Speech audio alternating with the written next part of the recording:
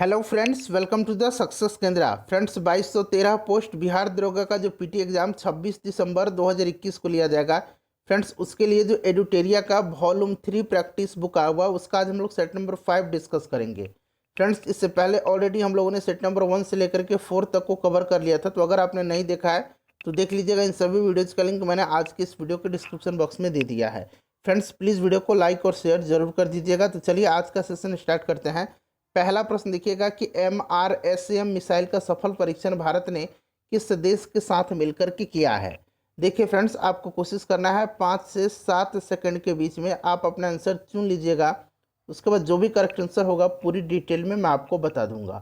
तो देखिए फ्रेंड्स, ये MRSAM मिसाइल है, इसका सफल परीक्षण भारत ने इजराइल के साथ मिलकर के किया है। यह सतह से हवा में मार करने वाली मिसाइल है और यह दुश्मन के एयरक्राफ्ट को 70 किलोमीटर दूर से ही ढेर कर देगा। ठीक है, चलिए दूसरा प्रश्न देखिएगा और आंसर अगर आपको पता है तो आंसर आप कमेंट में देकर भी बता सकते हैं। भारतीय नौसेना की किस पनडुब्बी को साइलेंट किलर कहा जाता है। तो देखिए, साइलेंट किलर जो है ये INS करंज को कहा जाता है। ठीक है, INS करंज को साइलेंट किलर के नाम से भी जाना जाता है। भारतीय नौसेना में इसे 2021 में शामिल किया गया।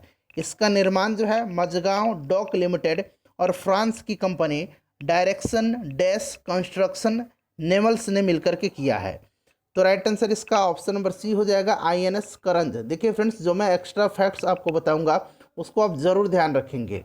तीसरा क्वेश्चन देखिएगा, केंद्र सरकार द्वारा एड्स को समाप्त करने का लक्ष्य कब तक रखा गया है।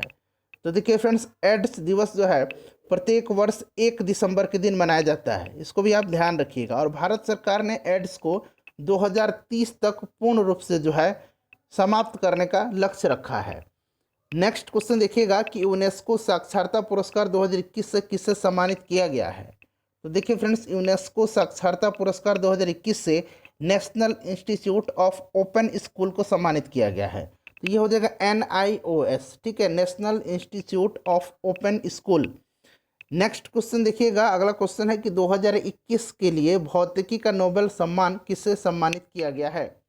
तो देखिए, भौतिकी के नोबेल सम्मान से जो है ये किया गया है एस्क्यूरो मोनेवे, क्लॉस हॉसलमैन और जॉर्जियो पेरिसी को, यानी कि सभी हो जाएगा option number D right answer इसका हो जाएगा। ठीक है, ध्यान रखेंगे।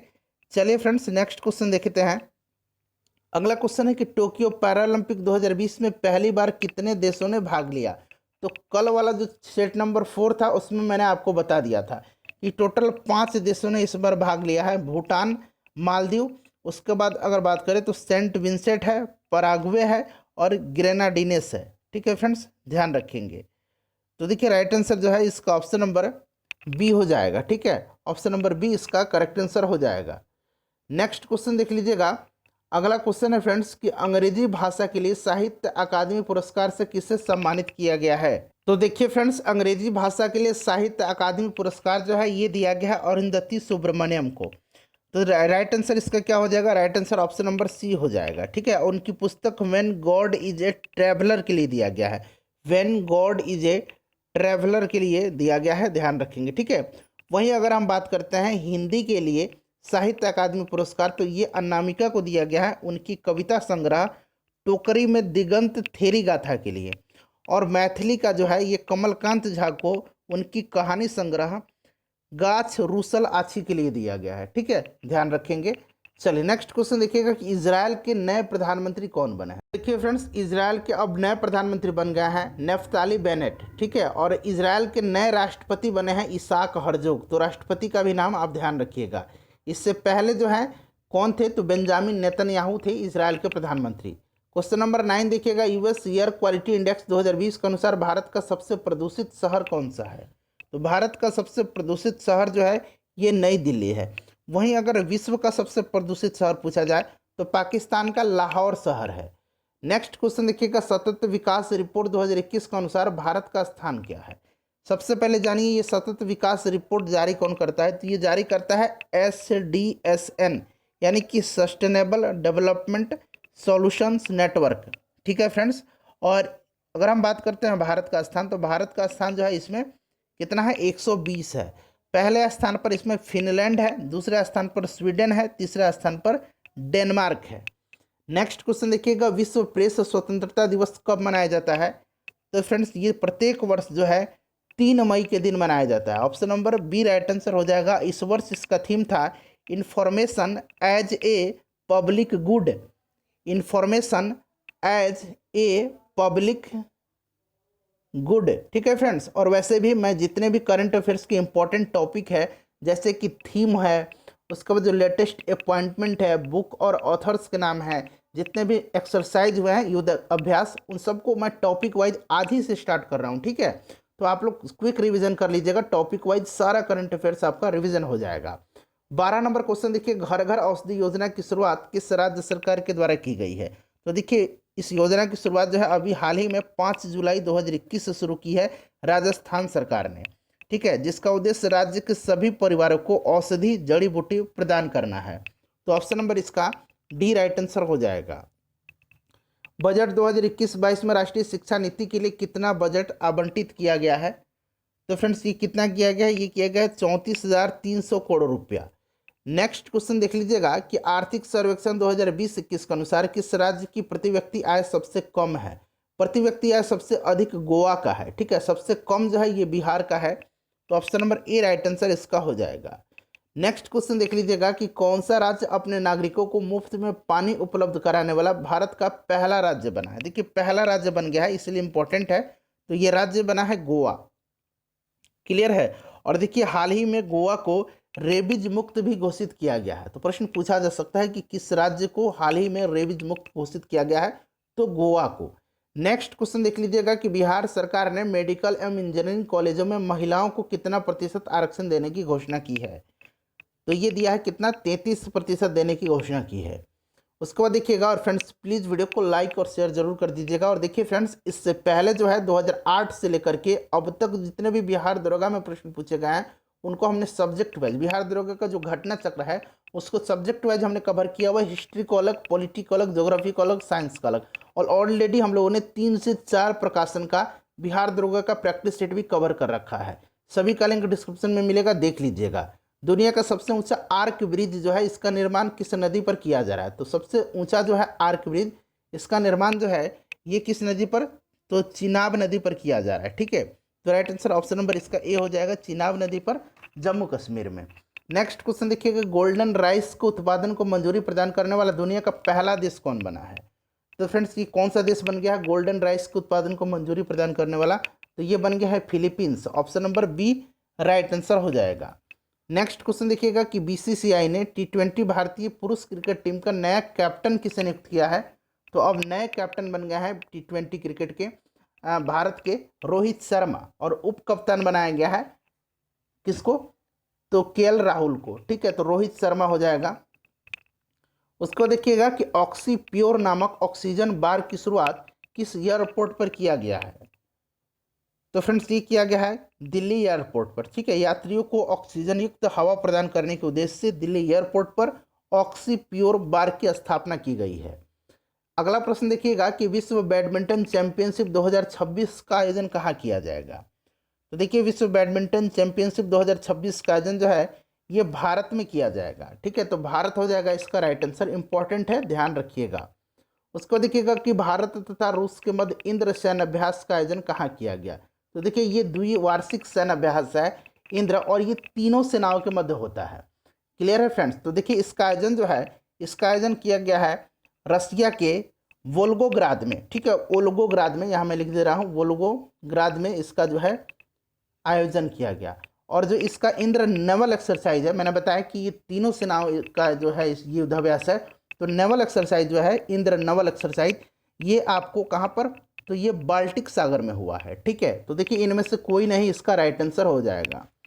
नेक्स्ट वोल्गोग्राद में हुआ था, ध्यान रखेंगे। नेक्स्ट क्वेश्चन देख लीजिएगा कि भारत का पहला डॉल्फिन अनुसंधान केंद्र का निर्माण कहाँ किया जा रहा है? तो फ्रेंड्स ये किया जा रहा है कहाँ पर? तो ये किया जा रहा है पटना में, ठीक है। Option number B right answer हो जाएगा। रायसीना सम्मेलन 2021 का आयोजन कहाँ किया गया? तो इसका नई दिल्ली में किया गया, ठीक है फ्रेंड्स, नई दिल्ली में। तो उपरोक्त में से कोई नहीं, राइट आंसर हो जाएगा। और इसमें डेनमार्क तथा रवांडा के जो प्रधानमंत्री थे वो मुख्यमंत्री थे। डेनमार्क के प्रधानमंत्री मेटे फ्रेडरिक्सेन, ठीक है, मेटे, यहाँ मैं लिख दे रहा हूँ मेटे फेड्रिक्सेन, ये डेनमार्क के प्रधानमंत्री हैं मेटे फेड्रिक्सेन, और रवांडा के प्रधानमंत्री पॉल कागमे, ठीक है, पॉल कागमे, ये दोनों लोग मुख्य अतिथि थे। नेक्स्ट क्वेश्चन देखिएगा कि पुस्तक the stars in my sky के लेखक कौन है? तो इसको लिखा है दिव्या दत्ता ने, ठीक है, किसने लिखा है? दिव्या दत्ता ने। राइट आंसर हो जाएगा Divya Dutta, option number A हो जाएगा, ठीक है। चलिए नेक्स्ट क्वेश्चन देखिएगा कि समझौता ज्ञापन की पद्धति जो है सर्वप्रथम कब शुरू की गई थी? तो फ्रेंड्स ये शुरू की गई थी 1987-88 में, ठीक है, option number C right answer हो जाएगा। अगला क्वेश्चन देखिएगा कि दुर्लभ मुद्रा से क्या तात्पर्य है? दुर्लभ मुद्रा से क्या तात्पर्य है? तो दुर्लभ मुद्रा को हार्ड करेंसी के नाम से भी जाना जाता है। और देखिए फ्रेंड्स, ऐसी मुद्रा जो आसानी से सुलभ न हो उसको दुर्लभ मुद्रा कहा जाता है। तो ऑप्शन नंबर इसका बी हो जाएगा राइट आंसर। उसके बाद देखिएगा कि रेखीय समिति का संबंध किससे है? तो रेखीय समिति का जो संबंध है ये किससे है? अप्रत्यक्ष कर से है, ठीक है, ऑप्शन नंबर बी हो जाएगा। अगला क्वेश्चन देखिएगा कि भारतीय अर्थव्यवस्था का स्वरूप है, तो ये मिश्रित है, आपने भी पढ़ रखा होगा कई बार इसको। नेक्स्ट क्वेश्चन देखिएगा कि राष्ट्रीय महिला कोष की स्थापना किस पंचवर्षीय योजना के दौरान की गई थी? राष्ट्रीय महिला कोष की स्थापना जो है ये किया गया था महिला एवं बाल विकास मंत्रालय के द्वारा। कब किया गया था? तो 1993 में किया गया था। और उस समय कौन सी पंचवर्षीय योजना थी? तो ये 8वीं पंचवर्षीय योजना, ठीक है, option number C right answer हो जाएगा। अगला क्वेश्चन देखिएगा कि शरद ऋतु में तमिलनाडु के तट पर वर्षा किस मानसून के कारण होती है? तो ये होती है उत्तर पूर्वी मानसून के कारण, ध्यान रखेंगे, उत्तर पूर्वी मानसून के कारण, option number D right answer हो जाएगा, ठीक है। चलिए, और कौन से महीने में? तो दिसंबर जनवरी महीने में यहाँ पर वर्षा होती है। अगला क्वेश्चन देखिएगा कि जलोढ़ मिट्टी में किसकी उपलब्धता सर्वाधिक होती है? तो जलोढ़ मिट्टी में जो है सर्वाधिक उपलब्धता पूछा गया है। देखिए, जलोढ़ मिट्टी भारत की सर्वाधिक उपजाऊ मिट्टी है और यह मिट्टी भारत के लगभग 25% से अधिक भागों में पाई जाती है। इस मिट्टी में पोटास की बहुलता होती है, ठीक है, तो ये पोटास हो जाएगा। अगला क्वेश्चन देख लीजिएगा। नेक्स्ट क्वेश्चन है कि माउंट हैरियट किसकी सबसे ऊंची चोटी है? देखिए, अभी माउंट हैरियट जो है इसका नाम चेंज किया गया, इसका नाम बदल करके माउंट मणिपुर रखा गया है, ठीक है, माउंट मणिपुर रखा गया। ये तो आपको ध्यान ही रखना है कि इसका नया नाम अब क्या रख दिया गया? माउंट मणिपुर। और इसकी सबसे ऊंची चोटी जो है ये राइट आंसर हो जाएगा दक्षिणी अंडमान, ऑप्शन नंबर बी इसका करेक्ट आंसर हो जाएगा। नेक्स्ट क्वेश्चन देखिएगा कि ब्राह्मणी और वैतरणी निम्न में से किसकी सहायक नदियां हैं? तो ये दोनों नदी जो है ब्राह्मणी और वैतरणी, ये जो है फ्रेंड्स कहाँ किसकी है? तो ये महानदी की, ठीक है, महानदी की, option number B right answer हो जाएगा। हीराकुंड बांध किस नदी पर है? तो महानदी पर है। उसके बाद देखिएगा कि कौन सा इसमें से सही सुमेलित नहीं है? तो देखिए, इसमें से जोजिला जम्मू कश्मीर सही है, रोहतांग हिमाचल प्रदेश सही है, चांगला जो है ये मेघालय नहीं होगा, चांगला लद्दाख हो जाएगा, बॉमडिला अरुणाचल प्रदेश ये सही है। तो ये ऑप्शन नंबर सी सही सुमेलित नहीं है, चांगला दर्रा कहाँ पर है? लद्दाख में है। अगला क्वेश्चन देखिएगा कि दिए गए विकल्पों में से सबसे बड़ा हिमनद कौन सा है? सबसे बड़ा हिमनद पूछा गया, तो सबसे बड़ा हिमनद जो हो जाएगा ये आपका हो जाएगा इसमें से सबसे बड़ा हिमनद कौन सा? सियाचिन ग्लेशियर, ठीक है, तो ये हो जाएगा आपका सियाचिन ग्लेशियर। नेक्स्ट क्वेश्चन देख लीजिएगा कि भारत का कौन सा शहर द्वीप जो है पर स्थित सबसे बड़ा शहर है? शहर द्वीप पर स्थित सबसे बड़ा द्वीप है, कौन सा शहर द्वीप पर स्थित सबसे बड़ा शहर है? तो ये शहर मुंबई है। नेक्स्ट क्वेश्चन देखिएगा कि दिए गए विकल्पों में से कौन सा राज्य 7 बहनों का भाग नहीं है? तो 7 सिस्टर्स आपने सुना होगा, जिसमें कि अरुणाचल प्रदेश आता है, असम आता है, मेघालय आता है, मणिपुर आता है, मिजोरम आता है, नागालैंड आता है और त्रिपुरा आता है। इसमें सिक्किम नहीं आता है, ठीक है, 7 सिस्टर में सिक्किम नहीं आता, ये नॉर्थ ईस्ट के स्टेट हैं। उसके बाद देखिएगा कि अरामको तेल कंपनी का संबंध किस देश से है? अभी ये चर्चा में भी रहा था, ये सऊदी अरब की तेल कंपनी है अरामको, ठीक है, ध्यान रखेंगे। उसके बाद देखिएगा कि पेट्रोलॉजी में किसका अध्ययन किया जाता है? पेट्रोलॉजी में किसका अध्ययन किया जाता है? तो ये किया जाता है चट्टान का। और पेडोलॉजी में किसको अध्ययन किया जाता है? पेडोलॉजी में अध्ययन किया जाता है मृदा का, मिट्टी का, इसको भी आप ध्यान रखिएगा। उसको देखिएगा कि दिए गए विकल्पों में से कौन विलुप्त जो है प्राणी के उदाहरण है, विलुप्त जातियां हैं? तो फ्रेंड्स ये आपका हो जाएगा, इसमें से जातियां नहीं पूछा गया, नहीं है, तो ये कस्तूरी मृग हो जाएगा। नेक्स्ट क्वेश्चन देख लीजिएगा अगला क्वेश्चन है कि जल में आर्सेनिक की मात्रा वृद्धि से कौन सा रोग होता है? तो जल में आर्सेनिक की मात्रा की वृद्धि से जो है ये ब्लैक फुट नामक रोग होता है। और जल में नाइट्रेट की मात्रा अधिक होने से ब्लू बेबी सिंड्रोम बीमारी होता है। ठीक है, ब्लू बेबी सिंड्रोम। ठीक है फ्रेंड्स, दोनों को ध्यान रखेंगे। चलिए नेक्स्ट क्वेश्चन देखिएगा, केंद्रीय प्रदूषण नियंत्रण बोर्ड का मुख्यालय कहाँ है? तो इसका मुख्यालय नई दिल्ली में है, ध्यान रखेंगे। उसके बाद देखिए, विश्व आपदा नियंत्रण दिवस कब मनाया जाता है? तो विश्व आपदा नियंत्रण दिवस जो है यह 13 अक्टूबर के दिन जो है मनाया जाता है। ठीक है, प्रत्येक वर्ष। अगला क्वेश्चन देखिएगा, नेक्स्ट क्वेश्चन है कि भारत ने अपना पहला परमाणु परीक्षण कब किया था? तो परमाणु परीक्षण 18 मई 1974 को किया था और इसका नाम क्या था? स्माइलिंग बुद्धा। ठीक है, स्माइलिंग बुद्धा था। दूसरा परमाणु परीक्षण 11 मई 1998 को किया था और इसका नाम था ऑपरेशन शक्ति। तो इसको भी ध्यान रखिएगा। यहाँ से फ्रेंड्स मैथ के क्वेश्चन है, फटाफट मैं इनका आंसर आपको बताते चलता हूँ। ठीक है, बाकी पीडीएफ तो आपको मैं दे ही दे रहा हूँ टेलीग्राम पर। ऑलरेडी मैंने 3 से 4 सेट का दिया हुआ है, मुझे ध्यान नहीं है, मैं आज देख लूँगा और बाकी का जो और भी सेट बच रहा है मैं आपको दे दूंगा। ठीक है, तो टेलीग्राम जो है हमारा सक्सेस केंद्रा के नाम से है, आप उससे जुड़ जाइएगा। ठीक है, सक्सेस केंद्रा, और वहाँ पर आपको 20,000 सब्सक्राइबर मिलेंगे, वहीं पर आपको जुड़ना है। 50 नंबर क्वेश्चन का देख लीजिएगा। 50 नंबर का जो आंसर हो जाएगा वो आपका हो जाएगा 15 सेंटीमीटर। नेक्स्ट क्वेश्चन देख लीजिएगा। अगला क्वेश्चन है कि बहमनी राज्य में अमीर जुमला किस विभाग से संबंधित था? तो अमीर जुमला जो था ये अर्थ विभाग जो था उसका अध्यक्ष था, अर्थ विभाग का अध्यक्ष हो जाएगा।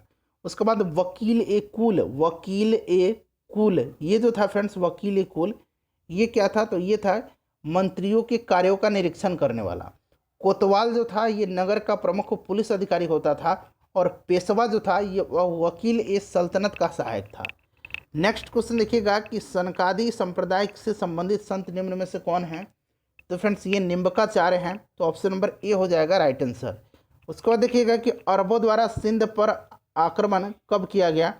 तो फ्रेंड्स ये 711-12 में किया गया था, 711-12 ईस्वी में। तो देखिए 712 ईस्वी दिया गया है।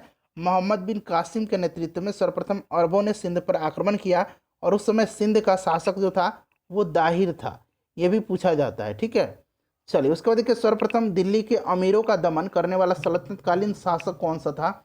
तो ये कौन था? तो फ्रेंड्स ये इल्तुतमिश था। ठीक है, इल्तुतमिश था, इसने इक्ता प्रणाली चलाया था।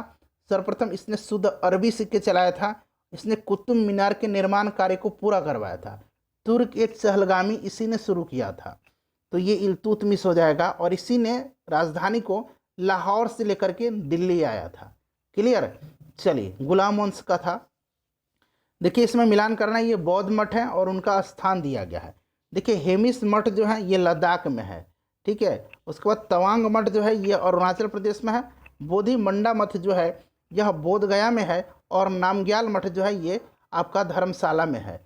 ठीक है, तो ये मिला लीजिएगा, ये 3142 इसका करेक्ट आंसर हो जाएगा, 3142। ठीक है, चलिए अगला क्वेश्चन देख लीजिएगा कि अशोक के किस शिलालेख में धम्म यानी कि धर्म की व्याख्या की गई है? तो ये अब अशोक का कौन सा शिलालेख है? 11वां शिलालेख है। Option number D right answer हो जाएगा। ठीक है, पहले में जो है पशु बलि की निंदा की गई है। उसके बाद छठे में जो है आत्म नियंत्रण की शिक्षा दी गई है और 9वां जो है इसमें सच्चे शिष्टाचार का उल्लेख किया गया है। नेक्स्ट क्वेश्चन देखिएगा कि रेशम बनाने की तकनीक का विकास सर्वप्रथम किस देश में हुआ था? तो फ्रेंड्स सर्वप्रथम यह विकास जो है चीन में हुआ था। उसके बाद देखिएगा कागज का भी निर्माण सर्वप्रथम चीन में ही हुआ था। निम्नलिखित में से किस शासक का दरबारी कवि हरिसेन था? तो हरिसेन जो था ये समुद्रगुप्त का दरबारी कवि था।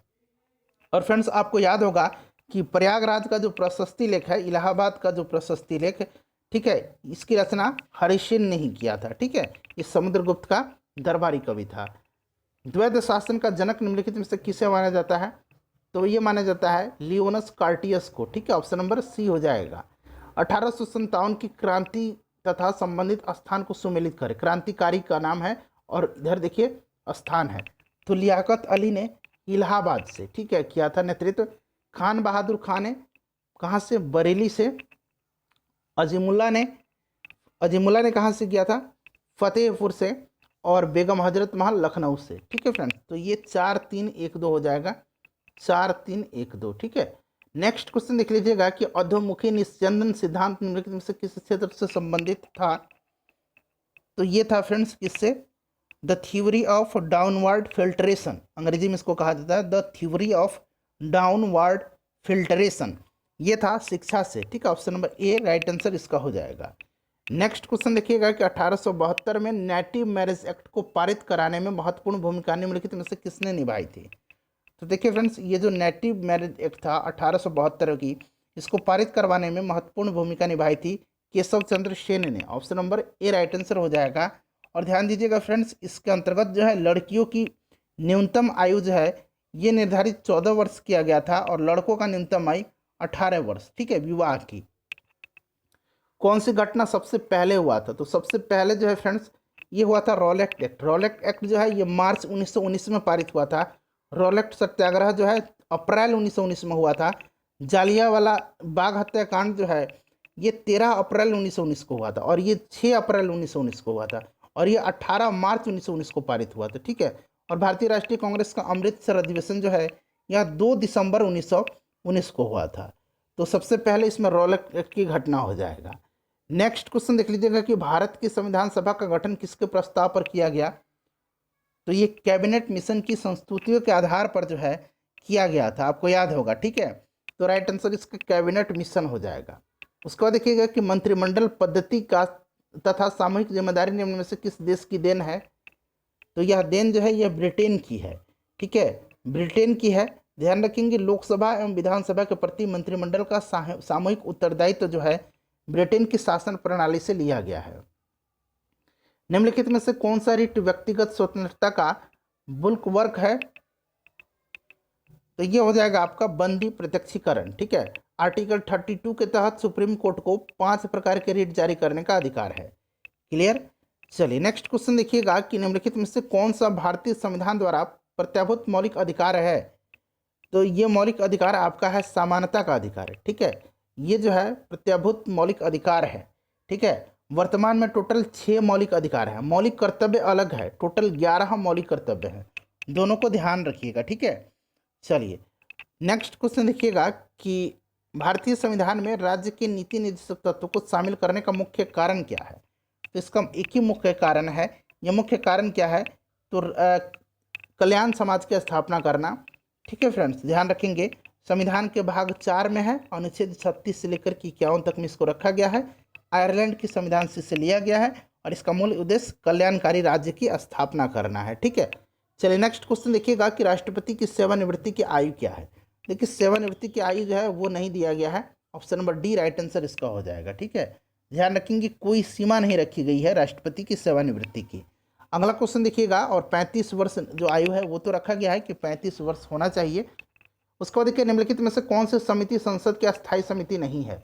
तो संसद की जो अस्थायी समिति है ये प्राक्कलन समिति है, लोक लेखा समिति है, लोक उपक्रम की समिति है। ये देखिए वित्त मंत्रालय की परामर्शदात्री समिति नहीं है। तो right answer option number D हो जाएगा। उसके बाद देखिए केंद्रीय मंत्री परिषद के विरुद्ध अविश्वास प्रस्ताव कहाँ प्रस्तुत किया जाता है। तो ये केवल और केवल लोकसभा में किया जाता है। ध्यान रखिएगा, ये प्रश्न कई बार पूछा जाता है, केवल और केवल लोकसभा में किया जाता है। ठीक है, चलिए नेक्स्ट क्वेश्चन देख लीजिएगा। अगला प्रश्न हमारा कि भारतीय संविधान की व्याख्या करने का अंतिम अधिकार किसे दिया गया है। तो ये अंतिम जो अधिकार है ये सुप्रीम कोर्ट के पास है। सुप्रीम कोर्ट के पास है, सर्वोच्च न्यायालय के पास है। राज्य विधानसभा में धन विधेयक किसकी पूर्व अनुमति से प्रस्तुत किया जा सकता है। तो ये किया जा सकता है, राज्य की बात है तो राज्यपाल के द्वारा, उस राज्य के राज्यपाल। ठीक है, तो ऑप्शन नंबर ये आपका हो जाएगा राज्य का राज्यपाल। लोकतंत्रीय विकेंद्रीकरण का आशय निम्न में से है।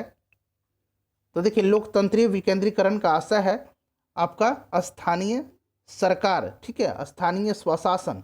ऑप्शन नंबर इसका ए हो जाएगा स्थानीय सरकार। उसके बाद देखिएगा कि लोकतंत्र की सफलता निम्न में से किस बात पर निर्भर करता है। तो फ्रेंड्स ये करता है किस पर, यह करता है आपका, इसमें से हो जाएगा आलोचना के अधिकार पर। ठीक है, लोकतंत्र की सफलता। अगर आप प्रश्न ही नहीं पूछेंगे जो सत्ताधारी सरकार है तो फिर आपके लोकतंत्र का सफल होने का 1% भी चांस नहीं है। भक्ति में लीन नहीं होना है, सवाल उठाने हैं। जो आपके सवाल हैं चाहे वो रोजगार के हों, चाहे वो आपके स्वास्थ्य से संबंधित हो, चाहे वो जन कल्याण से संबंधित हो, आपको सवाल पूछने का अधिकार है। जिस दिन आप सवाल पूछना बंद कर देंगे, आलोचना का अधिकार जो है वो बंद कर देंगे, उस दिन भारत में या किसी भी देश में आपको उस दिन से तानाशाही व्यवस्था शुरू होने लगेगी। चलिए अगला क्वेश्चन देखिएगा कि लघु रेडियो तरंग यानी कि शॉर्ट रेडियो वेव्स की खोज किस वैज्ञानिक द्वारा किया गया। तो फ्रेंड्स ये किया गया था हेनरिक हर्ट्ज के द्वारा, ठीक है, हेनरिक हर्ट्ज के द्वारा। तो ऑप्शन नंबर ए राइट आंसर इसका हो जाएगा। ध्यान रखेंगे पूछा जाता है, ठीक है फ्रेंड्स, और इसका उपयोग रेडियो, टेलीविजन, रडार, टेलीफोन इन सब में किया जाता है। अगला क्वेश्चन देखिएगा कील उखाड़ने का हथौड़ा, ये किस उत्तोलक श्रेणी का उदाहरण है। तो देखिए प्रथम उत्तोलक श्रेणी का उदाहरण है ये। तो देखिए इसमें क्या होता है, इसमें जो आलम्ब होता है वो भार और आयाम के बीच में होता है, ठीक है। आलम्ब जो होता है इसमें, ये आलम्ब ये भार और आयाम के भार और आयास के बीच में होता है, ठीक है, ध्यान रखेंगे। और इसके उदाहरण और हैं प्रथम श्रेणी के उत्तोलक के, जैसे कि साधारण तुला है, उसके बाद हथौड़ा जो ये मैंने बताया कील उखाड़ने वाला, और कैंची भी है, ठीक है। चलिए निम्नलिखित में से कौन सी युक्ति यांत्रिक ऊर्जा को विद्युत ऊर्जा में रूपांतरण करती है। तो ये आपका हो जाएगा इनमें से सभी, डायनेमो, टरबाइन, पवन चक्की, सभी यांत्रिक को विद्युत में कन्वर्ट करते हैं, यांत्रिक ऊर्जा को, ठीक है। Option number D right answer हो जाएगा। उसके बाद देखिए पूछा गया इसमें से कि गुरुत्वीय त्वरण जी के संबंध में कौन सा कथन असत्य है। तो देखिए इसमें से जी का मान भिन्न भिन्न स्थानों पर भिन्न भिन्न होता है, सही है। जी का मान 9.81 आपने पढ़ा होगा 9.8 मीटर पर सेकंड स्क्वायर होता है, ये भी सही है। यह एक अदिश राशि है। जी क्या है, गुरुत्वीय त्वरण है। त्वरण क्या है, सदिश राशि है। तो ये गलत दिया गया, ये अदिश नहीं है, ठीक है। तो ऑप्शन नंबर सी इसमें से जो है असत्य दिया गया है, ध्यान रखिएगा। चलिए उसके बाद देखिएगा कि द्रव्यों के तापमान में वृद्धि करने पर उसके सायनता पर क्या प्रभाव पड़ता है। तो द्रव्यों की जो सायनता होती है ये घटने लगती है, ठीक है। सायनता का मतलब गाढ़ापन से है, जो जितना ज़्यादा गाढ़ा होगा उसकी सायनता उतनी ही अधिक होगी, तो ये घटता है। नेक्स्ट क्वेश्चन देखिएगा कि पराश्रव्य तरंग के संबंध में कौन सा कथन असत्य है। इसकी आवृत्ति 20,000 हर्ट्ज से अधिक होती है, सही है बिल्कुल। या अधिक ऊर्जा ग्रहण करती है, ये भी सही है। कम तरंग दर के कारण माध्यम के अधिक दूरी तक जाती है। तो देखिए फ्रेंड्स ये भी जो है सही दिया गया है। तो इसमें से सभी के सभी सही हैं, कोई भी असत्य कथन इसमें नहीं है। निम्नलिखित में से कौन सा तत्व ओम का चालक है। तो ओम का चालक जो है ये कहा जाता है किसको, सिल्वर को कहा जाता है, ठीक है। देखिए ओम चालक वैसे चालक को कहा जाता है जो विद्युत धारा को ओम का नियम का परिकल्पना करता है, तो ये सिल्वर हो जाएगा। प्रकाश संश्लेषण के दौरान ऑक्सीजन किस कारण से विमोचित होता है। तो फ्रेंड्स ये राइट आंसर हो जाएगा जल का प्रकाश अपघटन के कारण से, ठीक है। राइट आंसर इसका ऑप्शन नंबर बी हो जाएगा, ध्यान रखेंगे फ्रेंड्स। चलिए नेक्स्ट क्वेश्चन देखिएगा, पूछा गया है कि धातुओं की क्रियाशीलता का बढ़ता हुआ सही क्रम क्या है। इसमें से बढ़ता हुआ बताना है, तो ये आपका ऑप्शन नंबर सी हो जाएगा, पीबी, एफई, एमजी और फिर सीए। नेक्स्ट क्वेश्चन देख लीजिएगा कि निम्नलिखित में से सबसे भारी तत्व कौन सा है। तो सबसे भारी तत्व जो है ये ऑस्मियम हो जाएगा, ऑप्शन नंबर ए राइट आंसर हो जाएगा। सबसे भारी तत्व ऑस्मियम हो जाएगा, बहुत ही इंपॉर्टेंट है, ध्यान रखेंगे। चलिए नेक्स्ट क्वेश्चन देखिएगा कि स्वर्ण लेपन में निम्न में से किसका प्रयोग विद्युत अपघट्य के रूप में होता है। तो ये किया जाता है किसका, पोटेशियम आर्सेनाइड का। तो पोटेशियम आर्सेनाइड दिया गया ऑप्शन नंबर डी में। निम्नलिखित में से किस कोयला को भूरा कोयला कहा जाता है। तो भूरा कोयला कहा जाता है लिग्नाइट को, ठीक है, लिग्नाइट को भूरा कोयला कहा जाता है, इंपॉर्टेंट है, ध्यान रखिएगा। 88 नंबर देखिएगा कि अम्ल जलीय विलयन में जल के साथ अभिक्रिया करके मुक्त करता है। तो ये करता है H+ आयन, ठीक है, ऑप्शन नंबर ए हो जाएगा। क्षार होता तो क्षार वाला कल ही मैंने बताया था, ये OH हो जाता। उसके बाद देखिए मनुष्य की जीभ किस भाग में जो है कड़वाहट की संवेदना होती है।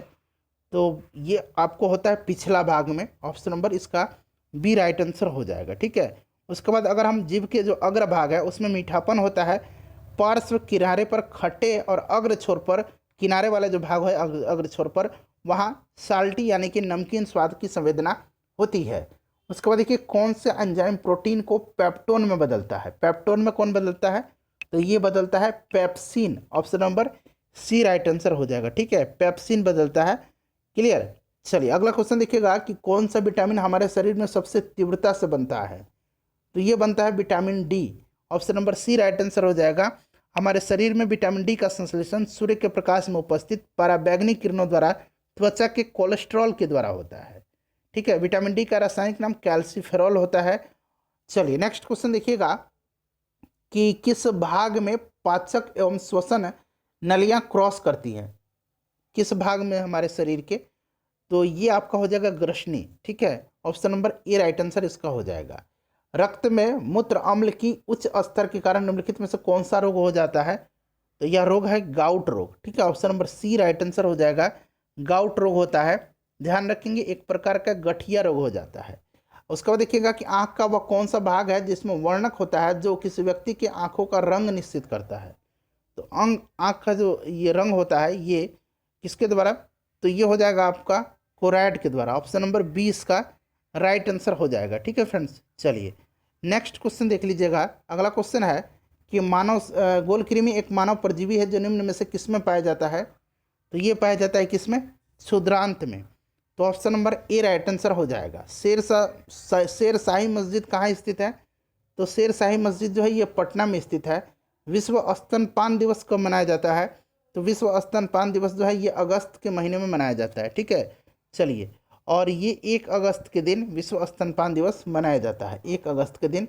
गोदान निम्न में से किस राज्य, गोदाना, ठीक है, गोदना है या गोदाना जो भी है, गोदना ऐसे, ये किस राज्य का गोदना जो है राज्य का लोक कला है, इसका आंसर आप कमेंट करके बताइए। ठीक है, इतना स्कोर बता दीजिएगा। एयरफोर्स एडमिनिस्ट्रेटिव कॉलेज कहाँ स्थित है, तो फ्रेंड्स ये कोयम्बटूर में है। ठीक है, एयरफोर्स एकेडमी हैदराबाद में है। उसके बाद एयरफोर्स टेक्निकल कॉलेज बेंगलुरु में है। Para trooper training school Agra में है। तो ये आपका हो जाएगा कोयम्बटूर। उसके बाद नेक्स्ट क्वेश्चन देखिएगा और लास्ट क्वेश्चन है कि राष्ट्रमंडल का यानी कि कॉमनवेल्थ का हेडक्वार्टर कहाँ है। कॉमनवेल्थ का हेडक्वार्टर जो है ये कहाँ है फ्रेंड्स, ये आपका लंदन में है। ऑप्शन नंबर ए राइट आंसर हो जाएगा। अपना स्कोर बता दीजिएगा और वीडियो को प्लीज़ लाइक और शेयर जरूर कर दीजिएगा।